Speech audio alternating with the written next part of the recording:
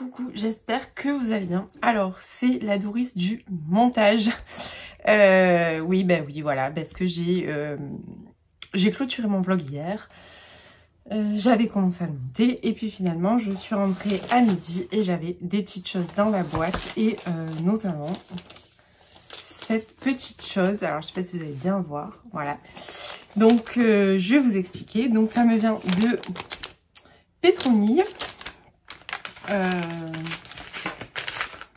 Du compte dans tous mes états que je ne vous présente plus et elle m'a fait un plaisir immense, mais vraiment immense. Je pense que voilà, j'ai même pas les mots, voilà, j'ai même pas les mots, je crois, pour dire à quel point ça me touche et à quel point je suis heureuse, honorée et tout, voilà, c'est trop génial.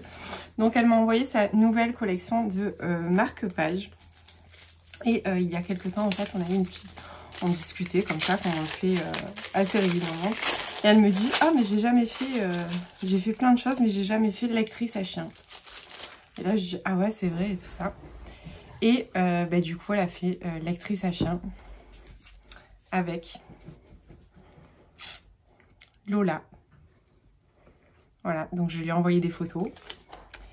Et Polly. Voilà, et ça, vraiment, j'en ai limite les larmes aux yeux, tellement ça me... Voilà, tellement ça me touche. Vous savez, je les aime tellement, mes chiennes, et je suis trop contente. Mais en dehors de ça, il y a aussi une jolie collection. Donc ça, c'est le marque-page qu'elle a fait pour ses 2 ans.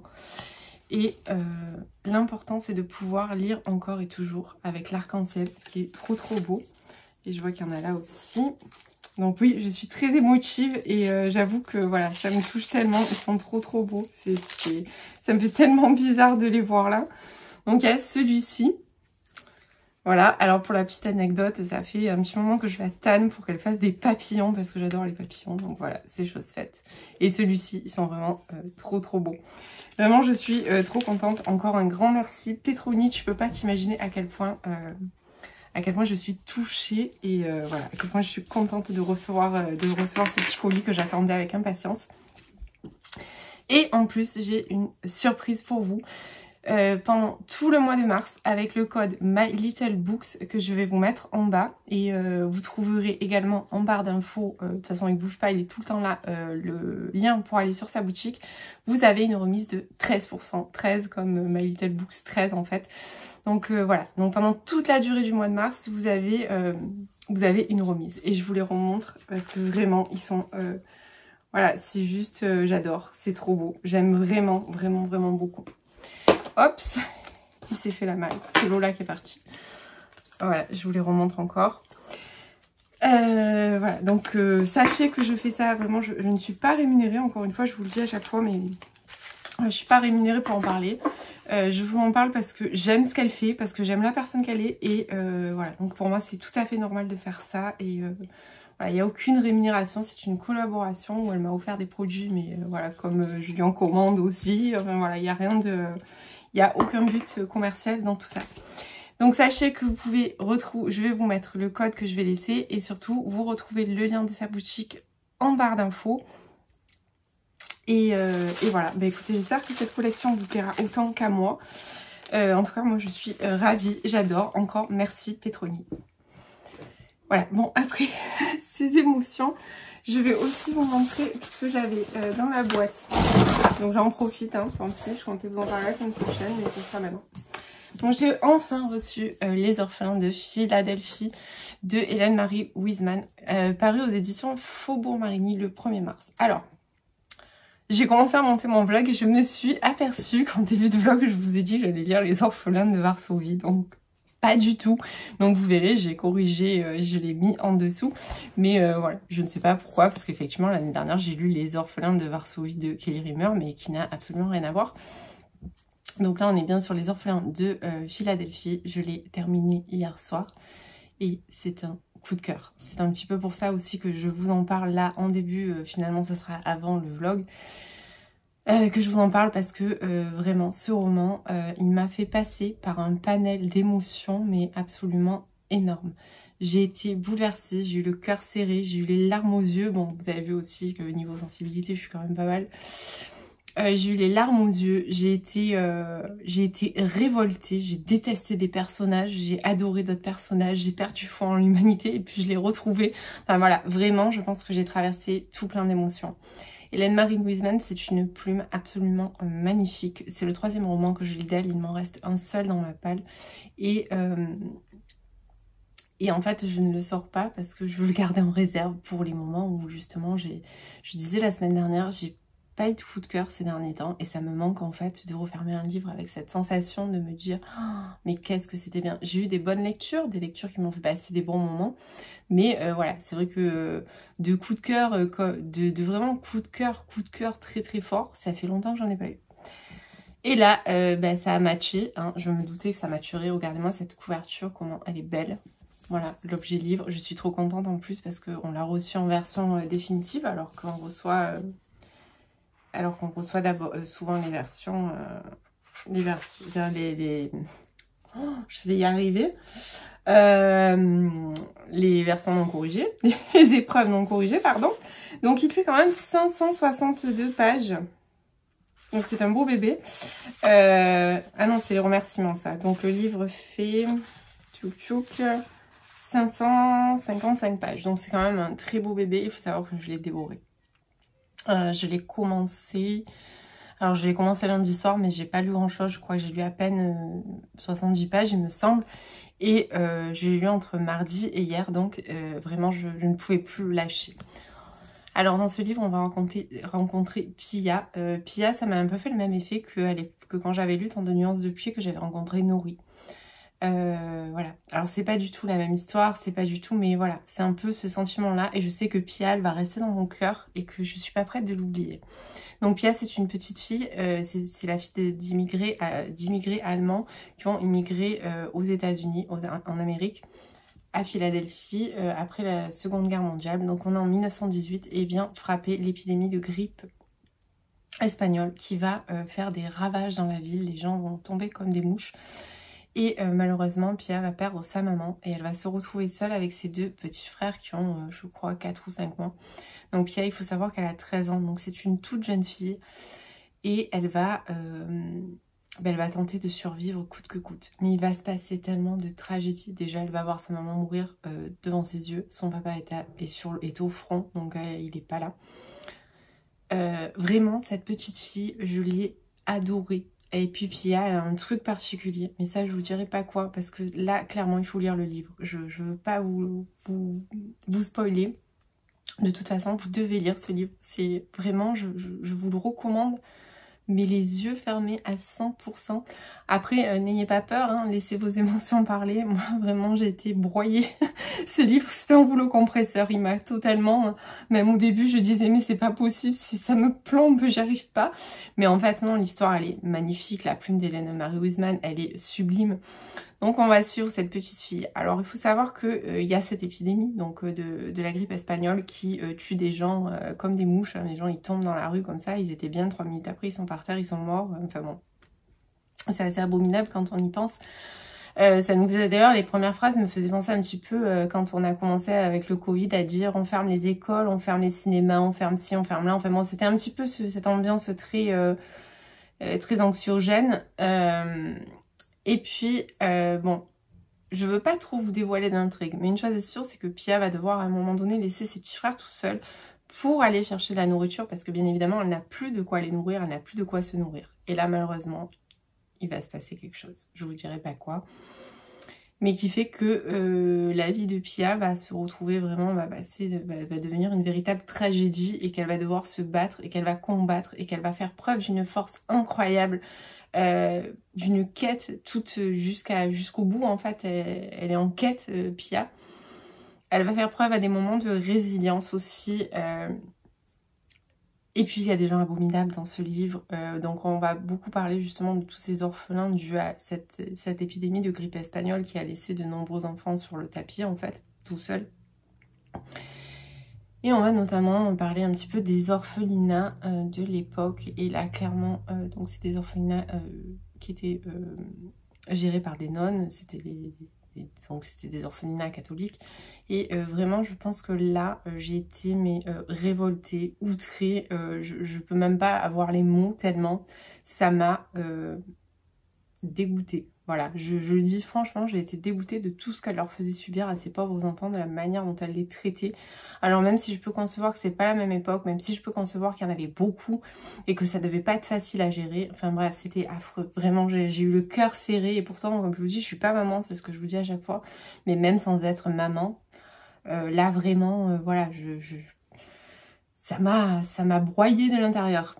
Et puis voilà, on va continuer à suivre. Elle dénonce ça, elle dénonce aussi le problème de l'immigration, où c'était, voilà, ils n'étaient pas acceptés non plus.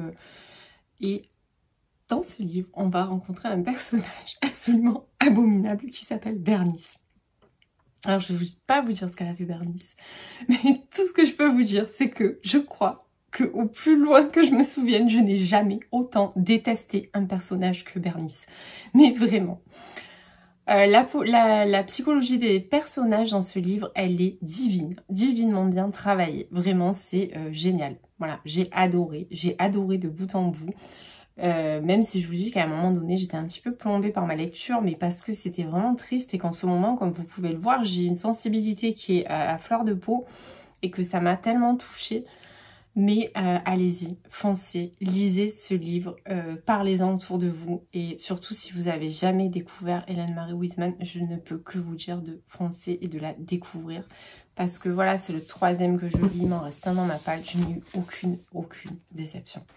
Voilà, c'était juste merveilleux. C'est un livre voilà, qui restera... C'est ce genre de livre qui reste en mémoire. C'est ce genre de livre où vous êtes impliqué très immersif. Vous êtes aux côtés de cette héroïne, de cette petite héroïne que vous avez envie de lui prendre la main, de lui dire « Mais t'inquiète, ça va s'arranger. Forcément, à un moment donné, ça va s'arranger. » Tellement ça vous prend aux tripes. Voilà. Donc, je voulais vous faire ce petit retour. Sachez qu'il est disponible en librairie depuis le 1er mars.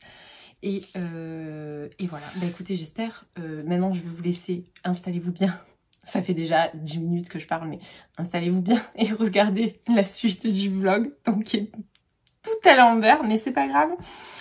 Et surtout, n'oubliez pas, je vous les remontre parce que vraiment je suis trop fan, vous avez pendant tout le mois de mars 13% de réduction pour toute commande sur le site que vous trouvez en barre d'infos, enfin vous trouverez le lien en barre d'infos et je vous mets le code juste là. Et si vous avez des questions, encore une fois, n'hésitez pas, je suis toujours ravie d'échanger avec vous. Et je vous dis à plus tard. Et coucou, j'espère que vous allez bien. On est le lundi 4 mars et j'ouvre un nouveau vlog. Alors je n'ai absolument pas eu le temps de vous prendre en fin de semaine, ni ce week-end. C'était un week-end un petit peu où c'était la course en fait et voilà, j'ai pas pris du tout le temps pour venir ici alors que j'ai vraiment beaucoup de choses à vous dire. Donc comme j'ai vraiment beaucoup de choses à vous dire, on va déjà faire un petit point lecture. Alors j'ai commencé, pour vous dire, j'ai même quasiment pas lu puisque j'ai commencé ce livre samedi, donc qui est Checkmate de Lexi Tale. Donc c'est un roman à paraître aux éditions Addictive le 7 mars. Donc on est sur une romance, on est je pense sur une dark romance puisque on est vraiment plongé dans la mafia sicilienne avec une histoire vraiment où l'intrigue tourne vraiment autour de ça. Avec des personnages qui ne devraient absolument pas être ensemble puisque en fait elle est... il est le fils du parrain de la mafia qui a ordonné l'assassinat de son père. Donc en gros, voilà, pour un petit peu vous résumer. Après, je vous en reparlerai en détail quand j'aurai terminé. Il me reste à peu près une centaine de pages, un peu plus, je crois, 120 pages. Il me reste 120 pages, donc je vous ferai un update complet quand je l'aurai terminé. Comme ça, vous aurez l'update le lendemain de la sortie, du coup, puisque ma vidéo sort le vendredi. Ensuite, côté lecture. Alors, je vous avais laissé, j'étais en train de terminer celui-ci. Derrière, j'ai lu celui-là. Donc ça, c'est des updates que je dois vous faire. Et sinon, pour mon programme de lecture de la semaine, je devrais normalement attaquer Les Orphelins de Varsovie, que je n'ai pas en version physique. Je vous mettrai la petite affiche ici, puisque je ne l'ai pas encore reçu de chez Faubourg Marigny, mais j'ai le fichier numérique. Donc je pense attaquer ma lecture ce soir. Alors je suis en grande hésitation, parce que justement, j'ai pas encore le livre. Donc dans tous les cas, tant que j'ai pas le livre, je ne ferai pas de retour sur Insta, puisque le but étant de mettre la photo du livre et d'avoir une jolie photo. J'hésite fortement avec celui-ci, donc qui est Magnolia Parks, que je vous avais montré, je crois, quand je l'ai reçu, de Jessa Hastings, paru aux éditions Hauteville au mois de février. Et celui-là vraiment me tente beaucoup, donc c'est une version un petit peu de Gossip Girl, avec un couple dans le style de Blair et Chuck. Et j'ai vu passer pas mal de retours qui me donnent vraiment très envie de le découvrir. Et ça fait déjà un petit mois qui traîne dans mon palle, alors je ne sais pas. Donc soit j'attaque Les Orphelins de Varsovie. Dans tous les cas, ça sera mes lectures de la semaine, un et l'autre. J'ai décidé, ça y est. Alors, afin de clôturer le mois de février, je vais vous parler de L'Art meurtrier du lait de coco de Mia P. Monsala. Donc, c'est La cuisine mortelle de Tita Rossi. Donc, c'est un cosy mystery, comme vous l'aurez compris, puisque je vous en ai déjà un petit peu parlé, avec... Alors en fait on est sur un cosy mystery culinaire encore, et on va rencontrer Lila, donc Lila qui est revenue vivre auprès de sa famille, alors je sais plus exactement à l'endroit où c'est, dans l'Illinois. Donc elle est revenue vivre dans l'Illinois auprès de sa famille, donc c'est des Philippins, vous l'aurez compris au vu de toutes les connotations qu'il y a sur la couverture et surtout du nom des personnages. Donc c'est des Philippins, elle est revenue vivre auprès de sa famille pour les aider dans le restaurant familial.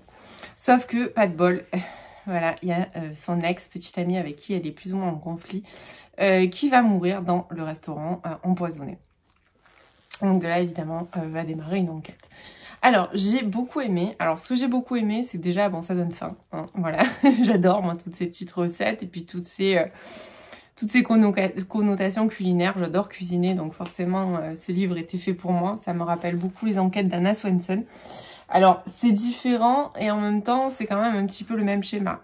Donc, par rapport au fait que ce soit Lila qui va mener l'enquête, par rapport qu'elle se retrouve toujours mêlée, entre guillemets, à ces histoires-là, alors qu'elle n'a rien à y faire. Et j'ai vu pointer un petit triangle amoureux, un petit peu comme dans Anna Swenson, mais enfin, voilà, ça, je dis ça, je dis rien. Mais sinon, j'ai beaucoup aimé le déroulement de l'enquête. Très honnêtement, j'avais rien vu venir. Vraiment, j'étais à milieu. Alors, soit parce que j'étais tellement absorbée, parce que moi, ce que j'aime dans les cosy mystery, c'est ce que je vous dis à chaque fois, c'est qu'après, on apprend, on découvre les personnages. Là, on a des personnages qui sont ultra excentriques, un peu loufoques. Enfin, voilà, c'est drôle, c'est très familial. J'ai adoré l'ambiance. Voilà, clairement, j'ai adoré l'ambiance. Après, c'est pas un coup de cœur. C'est pas un coup de cœur parce que voilà, c'est un petit tome de mise en place, donc peut-être c'est une saga que je poursuivrai, c'est sûr, comme les enquêtes d'Anna Swenson. De toute façon, je suis en train de faire un petit peu le tri dans mes sagas Cosy Mystery. Et clairement, il y en a beaucoup que je pense que je vais arrêter ou voilà, que je vais pas poursuivre parce que je veux me consacrer. J'arrive déjà pas à avancer sur mes sagas, enfin sur mes séries en cours. Donc je voudrais vraiment me reconcentrer. Et celle-là, clairement, le prochain tome est annoncé pour l'hiver prochain, donc ça va, ça me laisse largement le temps. Mais j'ai adoré, voilà, j'ai adoré l'ambiance, j'ai adoré découvrir cette culture que je connais pas du tout. J'ai adoré avoir faim toutes les 2 pages. Et puis l'enquête était au final bien tournée puisque je n'ai rien vu venir. C'était très sympa. J'aime beaucoup Lila, je me suis attachée directement à elle. Elle a un côté très solaire, très... voilà, elle avance, elle est pleine de vie. Voilà, il y a plein de petites histoires. Après, je veux pas trop vous en dire, mais clairement, même si vous n'êtes pas ultra fan du genre, rien que pour le dépaysement culturel, je trouve que ça vaut le coup. Voilà. Enfin, après, ça ne reste que mon avis. Encore une fois, je remercie Benoît du Cherche Midi pour l'envoi de ce premier volet absolument prometteur pour la suite. Alors, maintenant que j'ai terminé de vous parler de mes lectures de février, puisque c'était le dernier, on va faire un petit bilan de février. On va faire un petit bilan, comme d'habitude, assez rapide. Je ne vais pas m'éterniser. puisque vous pouvez retrouver de toute façon toutes les chroniques sur YouTube. J'ai parlé de chacun des livres. Et après, petit à petit, je les mets aussi sur Instagram pour ceux qui me suivent aussi sur Instagram. Alors, ce mois-ci, j'ai lu 16 livres, ce qui est énorme pour la taille du mois. Et je crois que ça représente à peu près 6700 et quelques pages. Donc, clairement, c'est fou. Je ne pensais pas arriver à lire autant sur le mois de février. Surtout qu'en plus, dedans, il y a quand même des gros livres. Parce qu'entre la duologie de My Missing Piece, Four Wings, enfin bon, c'est pas des petits... Il y a quelques petits romans, mais c'est vraiment pas le plus qu'il y a. On va tout de suite commencer par mon flop du mois, qui est Les meurtres du Low Country de Arthur Serf, donc qui est paru dans la collection 10-18 en collaboration avec Society, donc qui est un true crime. Donc je vous en ai parlé, je crois d'ailleurs, dans mon vlog précédent, donc clairement ça ne l'a pas fait pour cette enquête-là. Ça ne m'empêchera pas de continuer d'acheter cette série au fur et à mesure qu'elle sort et de les lire. Mais voilà, clairement là, ça l'a pas fait. Mon coup de cœur du mois. Je n'ai eu qu'un coup de cœur ce mois-ci. Alors j'ai eu de bonnes lectures, mais je n'ai eu qu'un coup de cœur. Mon coup de cœur du mois, c'est cette duologie que j'ai absolument adorée. Donc on est sur une romance. On est sur une romance qui va combiner les tropes Best Friend et Friends to Lovers, pardon, et Enemy to Lovers. J'ai adoré, vraiment, j'ai dévoré en 3 jours. J'aimerais la relire comme si je l'avais jamais lu, tellement je me suis régalée avec cette duologie. Et en plus, les livres sont tellement, tellement beaux. Voilà, j'adore. Vraiment, clairement, je vous la recommande. Donc ça, c'était ma lecture coup de cœur du mois. Après, j'ai eu de très bonnes surprises, notamment avec celui-ci qui me faisait très envie la prochaine fois, peut-être de Seska Major, dont je vous ai également parlé en vlog, je ne vais pas trop m'étaler. On est sur une histoire d'amour, une très belle histoire d'amour, avec un petit côté un petit peu paranormal, puisqu'elle va revivre incessamment la même journée.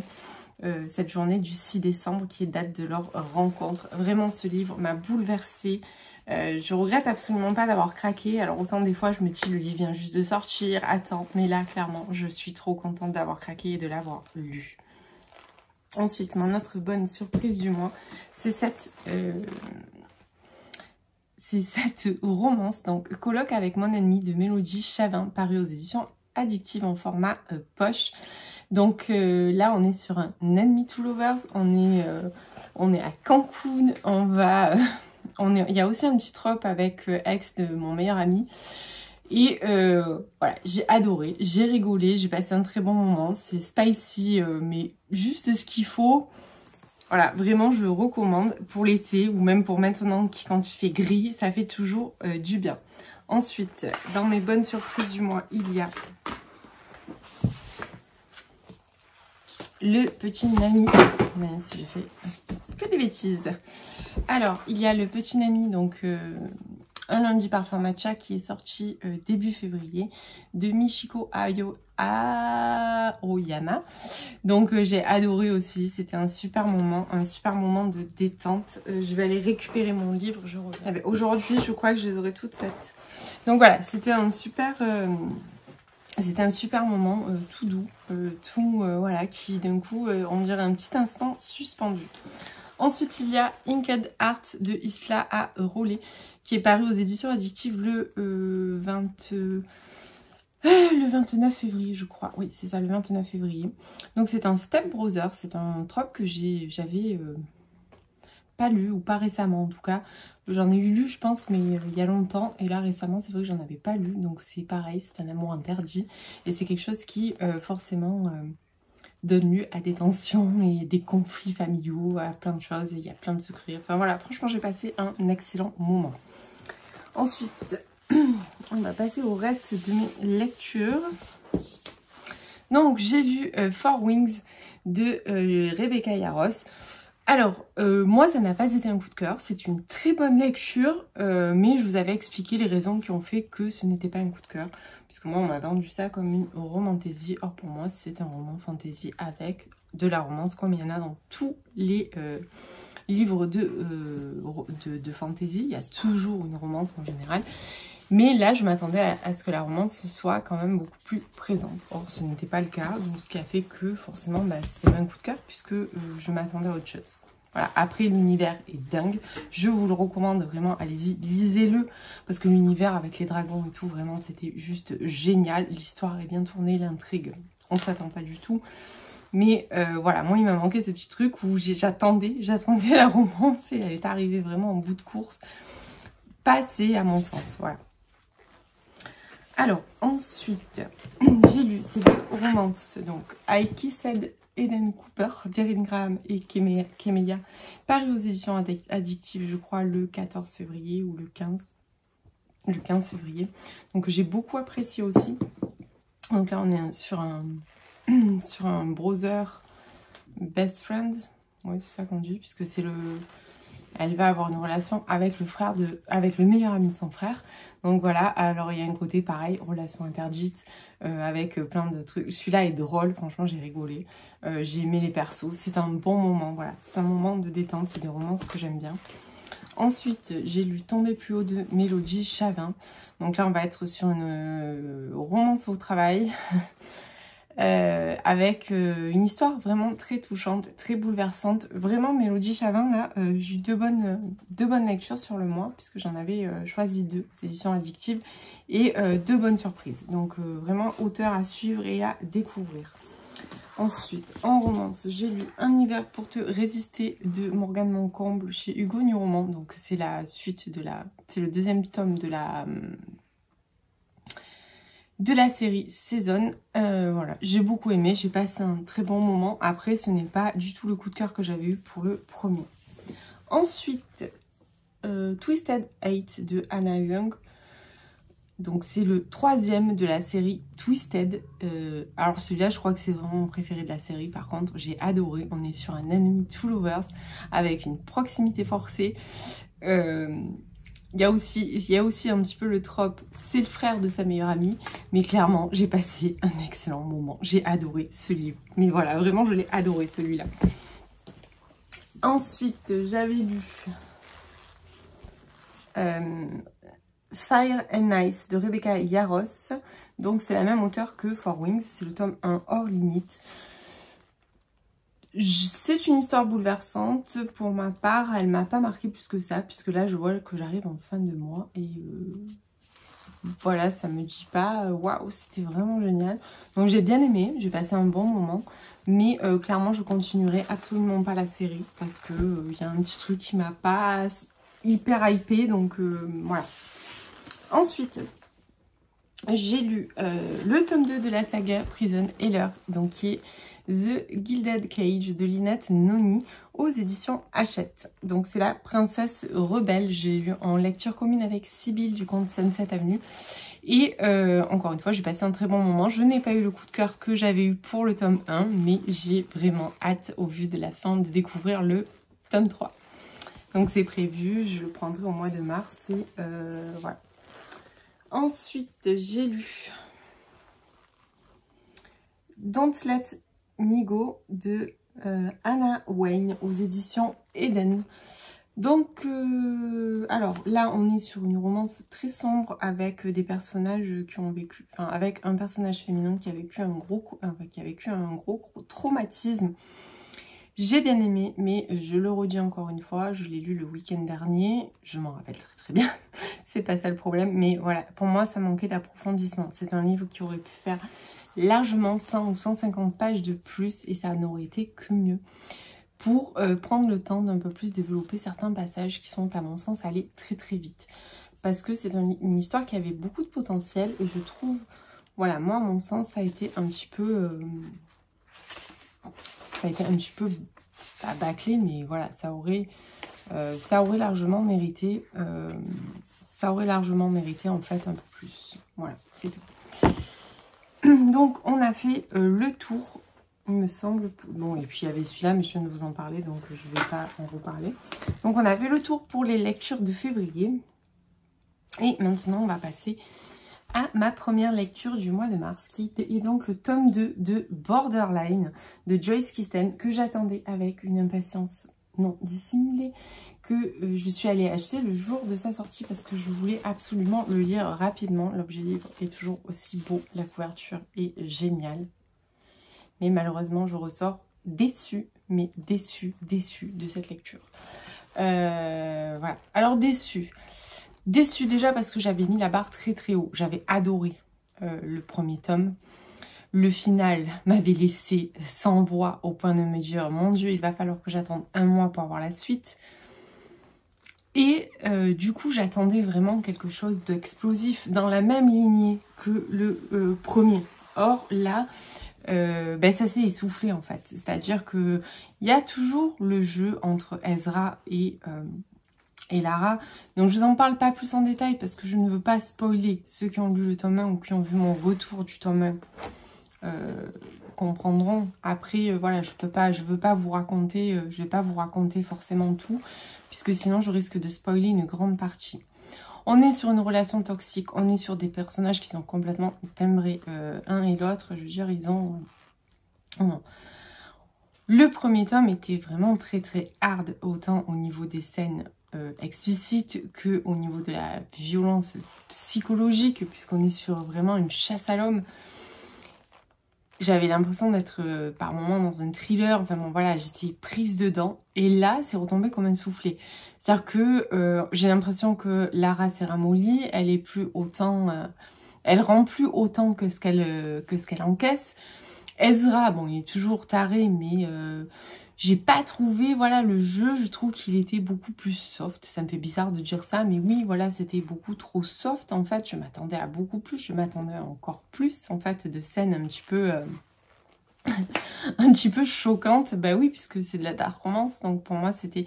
Là, j'ai pas eu l'impression de lire une dark romance. Oui, les personnages sont tarés, oui, c'est très toxique. Ce qui m'a le plus dérangé dans ce tome, c'est la jalousie. C'est un truc que je ne supporte pas. La jalousie maladive comme ça, vraiment ce côté très... surtout quand c'est pas vraiment un couple en plus. Ça m'a un petit peu, voilà, ça m'a un petit peu dérangée. De plus, l'auteur ajoute une intrigue à l'intérieur qui pour moi sort de... n'est en aucun cas une explication au comportement d'Ezra. Voilà, je vous dirai pas ce que c'est parce que je veux pas vous gâcher la lecture si vous avez l'intention de le lire. Mais pour moi, c'est absolument pas, parce que sinon on serait de nombreux dégénérés sur la planète. Voilà, il n'y a aucune explication, je ne vois absolument pas ce que ça vient faire là-dedans, je suis franche. Il y a aussi une notion un petit peu de racisme vis-à-vis de... Puisqu'Ezra est métisse, et en fait elle met un petit peu le côté ségrégation au milieu de ça.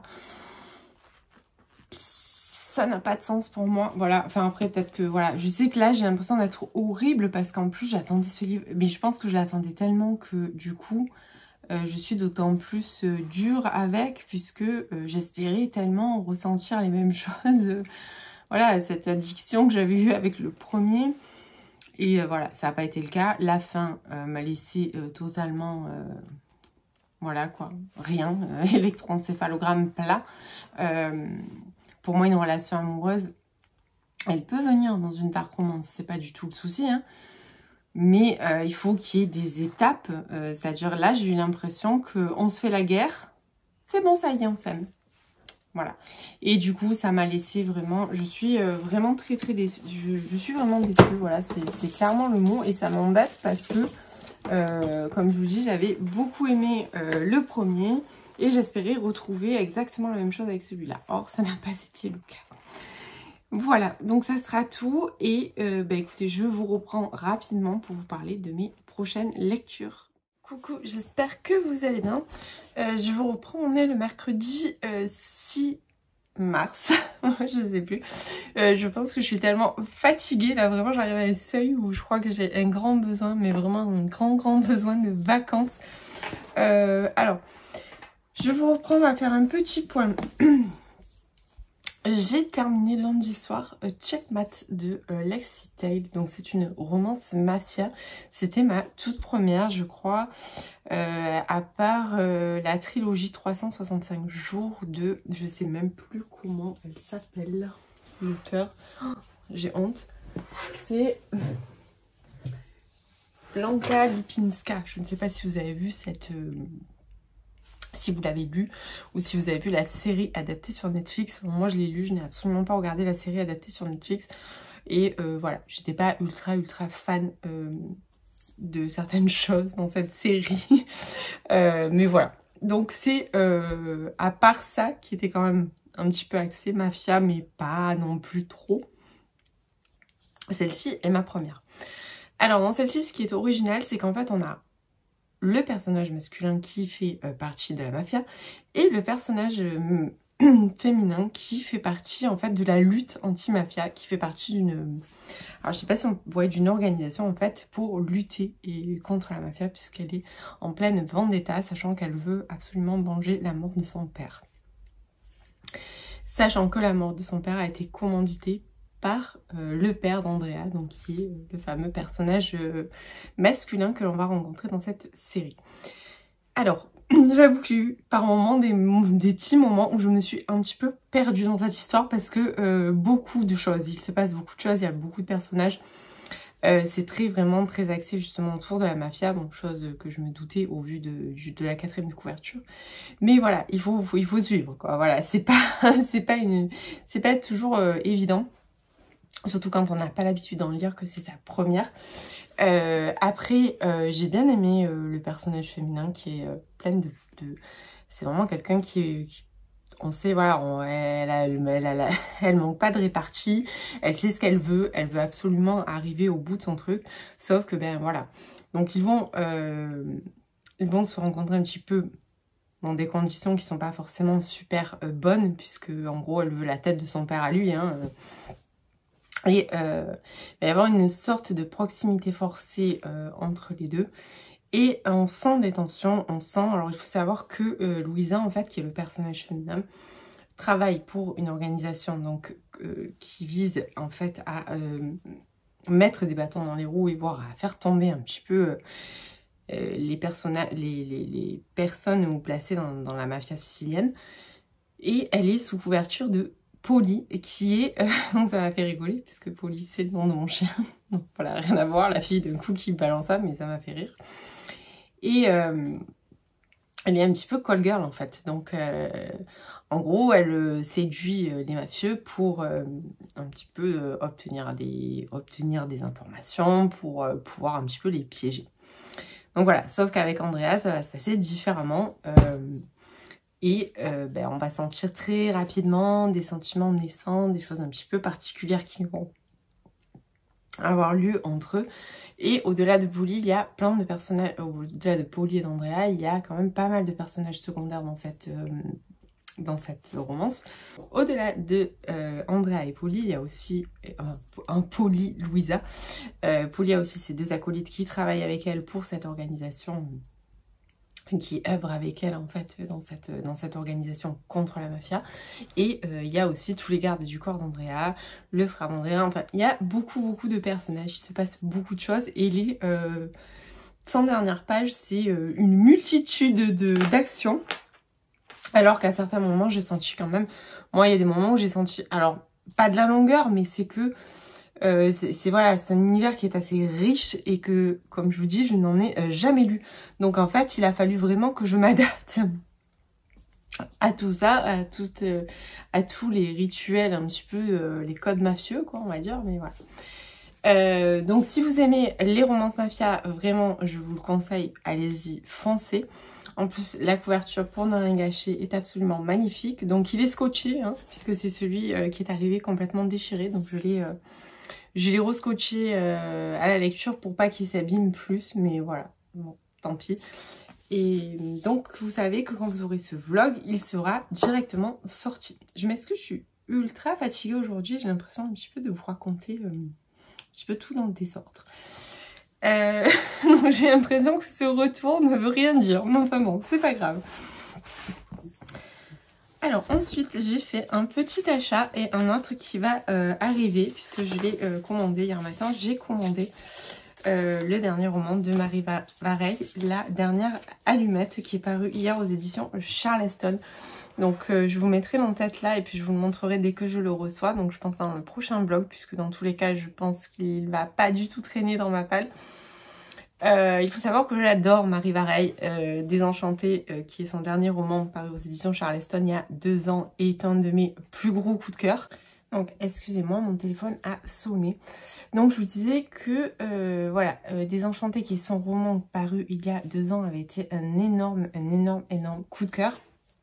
Et là j'ai hâte vraiment de découvrir ce roman, qui en plus je vois passer vraiment des retours assez dithyrambiques, donc je suis vraiment très curieuse de le lire.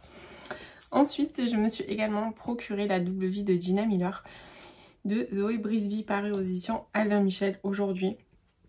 Donc pareil, j'ai adoré Les mauvaises épouses de l'année dernière. Il est un petit peu sur la même trame, il se déroule approximativement à la même période, avec un petit peu pareil des personnages féminins qui sont mis en scène dans le livre. Et voilà, je lirai pas la 4e de couverture parce que j'en ai déjà beaucoup trop vu. Et pareil, il sera dans les prochaines lectures. Ces deux-là, je les attendais avec une impatience folle. Donc je compte bien les lire rapidement. Alors, ensuite, j'ai démarré le roman donc qui est paru le 1er mars chez Faubourg-Marigny, qui est Les orphelins de Philadelphie. Voilà, donc j'ai commencé Les orphelins de Philadelphie de Hélène Marie Wiseman, qui est paru le 1er mars aux éditions Faubourg-Marigny. Donc j'ai la version numérique pour l'instant, je dois recevoir la version papier je pense d'ici la fin de la semaine, mais je vais vous lire la 4e de couverture. 2 femmes dans les tourments de l'épidémie de grippe espagnole en 1918. Une extraordinaire histoire de résilience et d'espoir. Automne 1918. Pia Lange est une jeune immigrée allemande de 13 ans.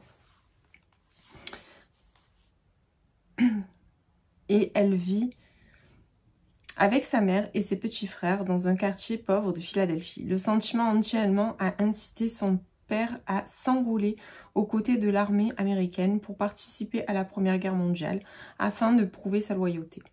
Et la famille Lange est sans nouvelles de lui. Mais une nouvelle menace est en train d'arriver. La grippe espagnole se propage dans la ville.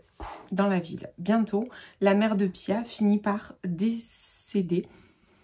Pia doit s'aventurer à la recherche de provisions, laissant seuls ses frères jumeaux en bas âge. Depuis la mort de son bébé, quelques jours auparavant, Bernice Grove est plongée dans le chagrin et l'amertume. Si les médecins n'avaient pas été aussi occupés à soigner des hordes d'immigrés, ils auraient peut-être pu sauver son fils.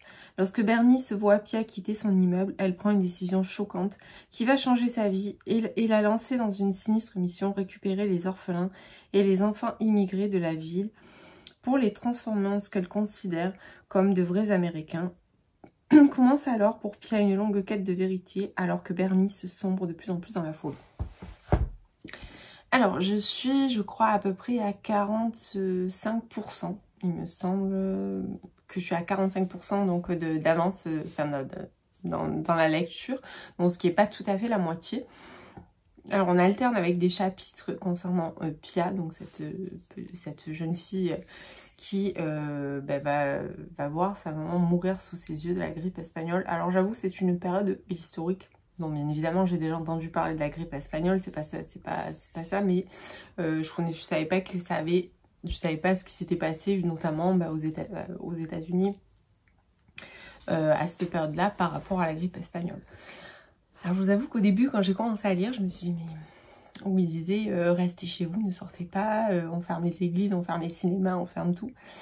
J'ai eu cette sensation de revenir à l'époque du Covid, il y a 4 ans, oui c'est ça, 4 ans tout pile, 4 ans tout pile vraiment en plus, quand on commençait à nous dire qu'on allait fermer les écoles, les restaurants, les ci, les là, tout ça. Donc j'avoue que ça m'a c'était un petit peu quand même angoissant.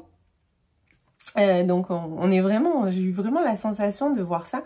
Bon après bien évidemment la grippe espagnole est quand même beaucoup plus dramatique, sachant qu'on voit les gens mourir dans la rue, que les gens meurent en un temps assez impressionnant. J'ai vu voilà, Pia, sa maman, tombait malade, elle commençait à se sentir pas bien, elle est allée se coucher 2 heures après, quand elle est rentrée dans la chambre, elle était dans un état, voilà, c'était assez choquant. Ce livre est quand même très triste. J'avoue qu'en ce moment j'ai pas un moral de folie, j'ai plutôt un petit peu le moral dans les chaussettes et ça m'a un petit peu plombé quand même, parce que voilà, c'est hyper touchant. Il y a des choses qui me choquent énormément. Alors bon, le fait qu'elle voit sa maman mourir, bien évidemment, c'est choquant, mais c'est pas ça qui me choque dans la trame de l'histoire. C'est tout ce qui lui arrive après. Alors déjà, la Bernice, je pense qu'elle a l'air complètement frappée du cerveau. Mais c'est surtout en fait le destin de Pia, pour l'instant auquel j'assiste, qui vraiment me fait... voilà quoi, ça me touche énormément. Je veux pas trop vous en dire, en plus j'ai envie quand même de vous faire un retour complet sur ce livre, pas de vous en parler trop par morceaux. Mais une chose est certaine, c'est que la plume d'Hélène Marie Wiseman est vraiment sublime. Voilà, je reviens à chaque fois, c'est le 3e que je lis. Dans ma palle, il me reste ceux qu'elle a laissés derrière elle, sinon j'ai lu La vie qu'on m'a choisie. J'ai lu Là où sont tes racines l'année dernière, donc là je suis en train de lire celui-là, il m'en reste un dans ma palle. Et à chaque fois, c'est vraiment d'une plume qui est absolument magnifique. Maintenant, je commence à connaître l'auteur et je sais que elle nous épargne pas, hein, puisque voilà, La vie qu'on m'a choisie, je pense que je n'ai jamais autant pleuré avec un livre qu'avec La vie qu'on m'a choisie. Et là, je pense que voilà, c'est assez anxiogène quand même. Voilà, c'est dur. Voilà, c'est un livre qui est très dur. Donc, je vous en parlerai dans mon prochain vlog pour le coup, puisque je vais clôturer ce vlog étant donné qu'on est mercredi, que je suis pas du tout, je ne pense pas que je l'aurai terminé d'ici demain. Donc si vraiment je l'ai terminé, je rajouterai l'update, je couperai, enfin je verrai ce que je fais. Mais je préfère clôturer ce vlog aujourd'hui pour être tranquille pour mon montage. Et si je dois reprendre, ben, je reprendrai. Dans tous les cas, j'espère que ce vlog vous aura plu, qu'il vous aura donné quelques idées lecture. Et encore une fois, ben, n'hésitez pas à me laisser un petit, même juste un petit cœur ou une petite étoile ou ce que vous voulez pour me dire que vous êtes arrivé jusqu'à la fin de ce vlog et qu'il vous a plu. Et moi, je vais vous laisser et je vous dis à la semaine prochaine.